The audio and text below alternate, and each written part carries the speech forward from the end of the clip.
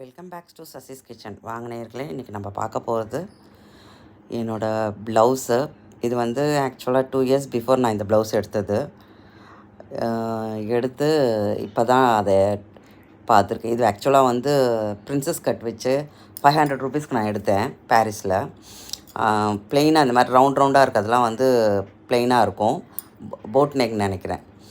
இதை சரி கொஞ்சம் நம்மளால் முடிஞ்சதை ஏதாவது ட்ரை பண்ணுவோமே அப்படின்ட்டு பண்ணியிருக்கேன்.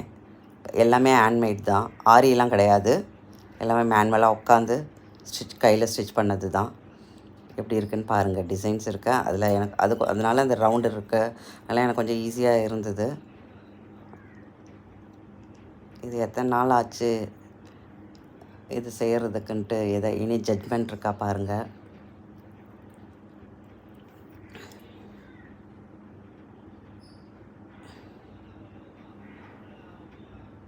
இவ்வளோ அவர் பிடிச்சிருக்கோம். Any guess?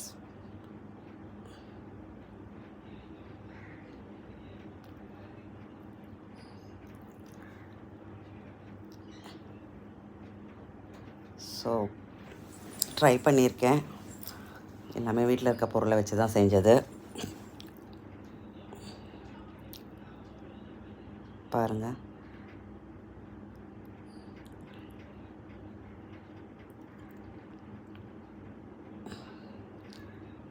ஸ்டிச் பண்ணது, ஸ்டிக் பண்ணது ரெண்டுமே செஞ்சுருக்கேன். பிடிச்சிருக்கா பாருங்கள். ஏதாவது குறை இருந்தால் சொல்லுங்கள். அப்போ தான் என்னோடய விஷயத்தை நான் வந்து ரெக்கவரி பண்ண முடியும்.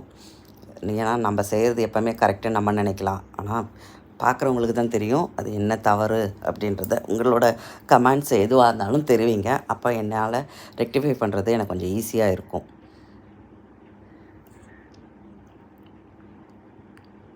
பார்த்தீங்களா,